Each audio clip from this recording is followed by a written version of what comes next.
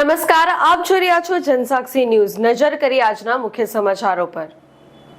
ભરૂચ જિલ્લાના હાસોડ તાલુકાના સાહોલ ગામની સીમામાંથી દીપડાનું બચ્ચું ઝડપાતા વિસ્તારમાં ચકચાર મચી ગઈ છે। ખેતરમાં શેરડી કટિંગ દરમિયાન કામ કરતા શ્રમજીવીઓને અચાનક ખેતરમાંથી દીપડાનું બચ્ચું દેખાતા તેઓમાં ભય ફેલાયો હતો। ઘટનાની જાણ તાત્કાલિક વન વિભાગને કરવામાં આવી હતી। માહિતી મળતા વન વિભાગની ટીમ ઘટના સ્થળે પહોંચી હતી અને દીપડાના બચ્ચાને સુરક્ષિત રીતે કબજામાં લીધો હતો।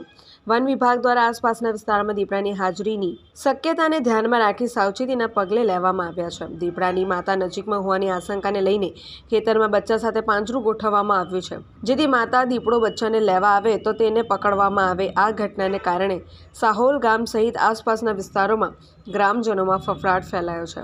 વન વિભાગ દ્વારા ગ્રામજનોને સાવચેત રહેવા અને રાત્રિના સમયે ખેતરોમાં અવરજવર ટાળવા અપીલ કરવામાં આવી છે। સાથે જ પરિસ્થિતિ પર સતત નજર રાખવામાં આવી રહી છે।